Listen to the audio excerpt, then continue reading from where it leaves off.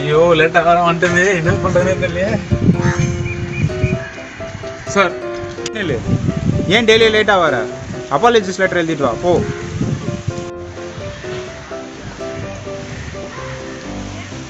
பெண்ணு சரியா எழுத மாட்டேங்குது. தீப்பெல்லாம் ஃபுல்லாக தானே இருக்குது. நானே தெரியலைங்க. சரி பெண்ணு பெண்ணுனா கூட எழுதவே மாட்டேங்குதுடா. பெண்ணு கூட எடுத்துட்டு வர முடியா போ. வேற சார் எழுதவே மாட்டேங்குது சார். இங்கே வச்சு எழுதா எப்படி எழுதும்? இங்கே வச்சு எழுது சார். எப்படி சார் நீங்கள் எப்படி எழுது?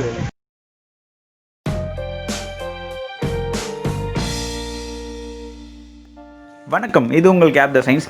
நம்ம எல்லாரும் வந்து நண்பன் படம் பார்த்துருப்போம். அதில் வந்து பார்த்தோன்னா நம்மளோட வைரஸ் வந்து ஒரு பெண்ணை காமிச்சிட்டு இந்த பெண் வந்து ஸ்பேஸில் கூட எழுதும் அப்படிலாம் சொல்லியிருப்பாரு. அதில் வந்து அவர் இன்னொன்று ஒரு பாயிண்ட்டை மென்ஷன் பண்ணியிருப்பார். இது மாதிரி வந்து நார்மல் பால் பாயிண்ட் பெண்ணோ ஃபவுண்டன் பெண்ணை வந்து நம்ம ஸ்பேஸில் யூஸ் பண்ணால் அது எழுதாது அப்படின்னு சொல்லிட்டு அவர் சொல்லியிருப்பார். ஸோ அது உண்மையா அப்படின்றத இந்த வீடியோவில் நம்ம ஒரு சின்ன எக்ஸ்பெரிமெண்ட்லாம் பண்ணி பார்த்துட்டு அதை வந்து நம்ம லாஸ்ட்டாக உங்களுக்கு ப்ரூவ் பண்ணியே காமிக்கிறோம். இப்போ நம்ம மைண்டில் வந்து பார்த்தோன்னா இப்போ நிறைய கொஸ்டின்ஸ் வந்து நம்ம மைண்டில் வந்து ஓடிட்டே இருக்கும். ஸோ ஃபஸ்ட்டு என்னென்னா, ஏன் அந்த பென் வந்து சைடில் வச்சு எழுதும்போது அந்த பையன் எழுதும்போது ஏன் எழுதலை அப்படின்ற ஒரு டவுட் இருக்கும். நெக்ஸ்ட்டு வந்து பால் பாயிண்ட் பென் வந்து ஏன் எழுதலை ஸ்பேஸில் அப்படின்ற ஒரு டவுட் இருக்கும். நம்ம ஃபஸ்ட்டு நார்மல் பால் பாயிண்ட் பென்னோட கன்ஸ்ட்ரக்ஷன் ஒர்க்கிங்கை பார்ப்போம். கன்ஸ்ட்ரக்ஷன் வந்து ரொம்ப சிம்பிள்.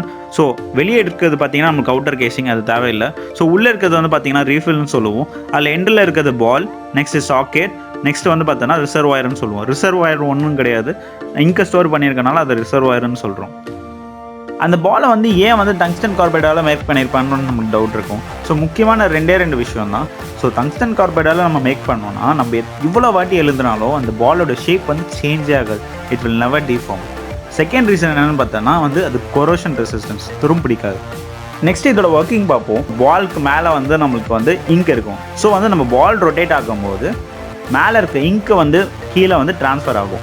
ஸோ இந்த பெண்ணை வந்து நீங்கள் தலைகீழே வச்சு எழுதுனீங்க வச்சுக்கோங்களேன், இங்க்கு வந்து கிராவிடேஷன் ஃபோர்ஸ்னால் கீழே போக ட்ரை பண்ணும். அதனால் வந்து நம்ம மேலே வந்து ஒரு கொஞ்ச நேரம் எழுதிட்டே இருக்கும்போது பார்த்தீங்கன்னா நம்ம பெண்ணோட கண்டினியூஸ் வந்து மிஸ் ஆயிரும். அதனால தான் வந்து அந்த ஸ்டூடெண்ட் வந்து செவுத்து சைடில் வச்சு எழுதும்போது பார்த்தோன்னா எழுதியிருக்காது. ஏன்னா ஒரு பர்டிகுலர் ஆங்கிளில் வச்சு டில் பண்ணி எழுதுனனால பாலும் வந்து இங்க்கும் வந்து டச் ஆகாமல் போயிருக்கும். அதனால தான் பெண் எழுதாமல் போச்சு. இப்போது நம்ம பெண்ணை வந்து எர்த்தில் எழுதணுன்னா அங்கே வந்து கிராவிடேஷனல் ஃபோர்ஸ் ஆக்ட் ஆகிட்டே இருக்கும். ஸோ வந்து இங்க்கும் பாலும் வந்து கான்டாக்டில் எப்போவுமே இருக்கும். இதே பெண்ணை வந்து நம்ம ஸ்பேஸ்க்கு எடுத்துகிட்டு போனோம்னா அங்கே வந்து கிராவிடேஷனல் ஃபோர்ஸ் கிடையாது. ஸோ வந்து பார்த்தோன்னா இங்க்கும் பாலும் கான்டாக்டில் இருக்காது. அதனால் பெண் எழுதாமல் போயிடும். இங்கே தான் வந்து ஃபிஷர்ன்ற ஒருத்தர் வந்து இன்ட்ரடியூஸ் ஆகிறாரு. இவர் ஸ்பேஸ் பென்னுன்ற ஒரு கான்செப்ட் வந்து கண்டுபிடிக்கிறாரு. இந்த கான்செப்டோட பிரின்சிபல் என்ன தெரியுமா? நம்ம சின்ன வயசில் வந்து பெண் எழுதுனா என்ன பண்ணுவோம்? ரீஃபில் எடுத்துகிட்டு பின்னாடி வந்து ஊதி ஒரு ப்ரெஷர் க்ரியேட் பண்ணி அந்த இங்கையும் பாலையும் டச் ஆக வர வச்சு அப்புறம் எழுதுவோம். ஸோ இவர் இதே பிரின்சிபலை வந்து இவரோட ஸ்பேஸ் பெனில் வந்து யூஸ் பண்ணியிருக்காரு. உள்ள ஒரு இன்பில்ட் ஃபோர்ஸை வந்து அவர் க்ரியேட் பண்ணி வச்சிடறாரு. அது எப்படி உள்ளே இருக்கும் பார்த்தீங்கன்னா, ஃபஸ்ட்டு இங்க் இருக்கும், அதுக்கப்புறம் வந்து ஒரு செப்பரேட்டர்னு ஒன்று இருக்கும், அதுக்கப்புறம் வந்து கம்ப்ரஸ்டு நைட்ரோஜன் கேஸ் யூஸ் பண்ணியிருப்பார், அதுக்கப்புறம் வந்து அதை சீல் பண்ணியிருப்பார். ஸோ இப்போ இந்த வந்து நைட்ரோஜன் கேஸ் வந்து எப்போயுமே வந்து அந்த இங்கை வந்து புஷ் பண்ணிகிட்டே இருக்கும் அந்த பாலோட. ஸோ அதனால தான் வந்து கான்டாக்ட் மிஸ் இல்லாமல் ஒரு கண்டினியூஸ் ஃப்ளோ வந்து நம்மளால் எழுத முடியுது. இந்த ஃபிஷர் பென் வந்து பார்த்திங்கன்னா நம்ம மார்க்கெட்டில் வந்து அபவுட் 2000 rupees கிட்டே இருக்கும். இது வந்து நம்ம 50 rupees இருந்தால் போதும், நம்ம வீட்டிலே பண்ணி பார்க்கலாம். ஸோ அந்த எக்ஸ்பெரிமெண்ட்டை இப்போ நம்ம ட்ரை பண்ணி பார்க்க போகிறோம். இங்கே இருக்கிற பொருளுக்கும் அந்த ஸ்பேஸ் பெண்ணுக்கும் வந்து பார்த்தீங்கன்னா சம்மந்தமே இருக்காது. ஆனால் நம்ம சம்மந்தப்படுத்தி நம்ம வந்து ஸ்பேஸ் பண்ண போகிறோம். ஜஸ்ட் இந்த திங்ஸ் மட்டும் இருந்தாலே போதும், நம்ம வந்து அந்த ஸ்பேஸ் பெண்ணை பண்ணிடலாம். ஸோ வந்து இப்போ பார்த்தோன்னா நம்மக்கிட்ட என்னென்ன இருக்குது பார்த்தோன்னா, ஹாட் க்ளூ கன் இருக்குது, ஒரு காம்பஸ் எடுத்துக்கோங்க, பென் எடுத்துக்கோங்க, பேக்கிங் சோடா எடுத்துக்கோங்க, வாட்டர் எடுத்துக்கோங்க. ஸ்டெப் ஒன் என்ன பண்ண போகிறோன்னா, ஃபஸ்ட்டு இந்த பால் பாயிண்ட் பென் எடுத்துக்கோங்க. ஸோ இதில் இருக்க கேசிங் வந்து நம்மளுக்கு தேவையில்லை. ஸோ இப்போ நம்ம என்ன பண்ண போகிறோன்னா, இந்த பென் வந்து அப்போர்ட்ஸாக வைக்க போகிறோம். ஸோ எழுத வைக்கிறதுக்கு வந்து இன்டர்னலாக வந்து ஒரு ப்ரெஷர் வந்து கிரியேட் பண்ண போகிறோம். வந்து ஒரு ப்ரெஷர் இங்கே கிரியேட் பண்ணி விட்டுட்டோம்னா இந்த இங்க் வந்து டுவர்ட்ஸ் தி பால் எப்பவுமே பட்டுகிட்டே இருக்கும். ஸோ வந்து நம்மளுக்கு வந்து ஒரு கண்டினியூஸ் ரைட்டிங் இருக்கும். ஸோ இப்போ இந்த ப்ரெஷர் எப்படி கிரியேட் பண்ணுறதுக்கு பார்ப்போம்.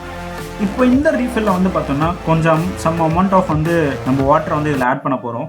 ஸோ இப்போ நார்மலாக வந்து இந்த ரீஃபில்ல வந்து நீங்கள் வந்து வாட்டரை வந்து இப்போ நீங்கள் ஆட் பண்ணிங்கன்னா அந்த வாட்டர் வந்து உள்ளே போகாது. ஸோ இது மேலே நிற்கும், ஏன்னா வாட்டரோட சர்ஃபேஸ் டென்ஷன் அப்படி. ஸோ இப்போ இது உள்ளே வைக்க போகிறதுக்காக தான் இந்த காம்பஸ்.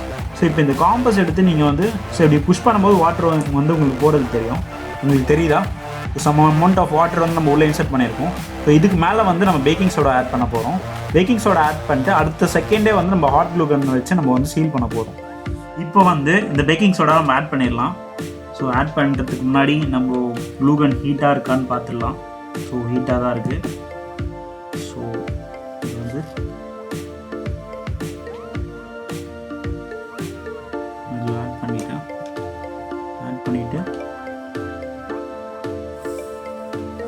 சீல் பண்ணியாச்சு.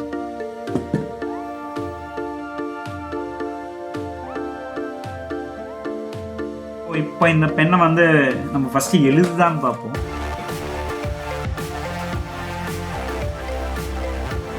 நைஸ். இந்த பெண்ணை இப்போ நல்லா ஃபஸ்ட்டே நல்லா இருந்துச்சு, இப்போயும் நல்லா தான் இருந்துச்சு. ஸோ இப்போ இது அப்ரைட்டில் வந்து நம்ம எழுத போகிறோம்.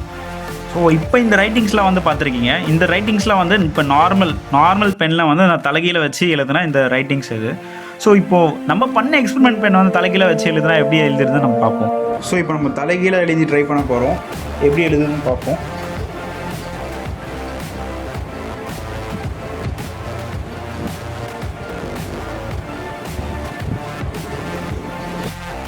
ஸோ இப்போது நம்ம பண்ண பெண்ணை வச்சு தான் வந்து இந்த வேர்டிங்ஸ் எழுதுனது. இதெல்லாம் வந்து தலைகீழ ரீஃபில் பெண்ணை தலைகீழ வச்சு எழுதி நான் ட்ரை பண்ணது. இப்போ நம்ம பெண்ணை வாலில் வெர்டிக்கலாக டில்ட் பண்ணி எழுதி பார்ப்போம்.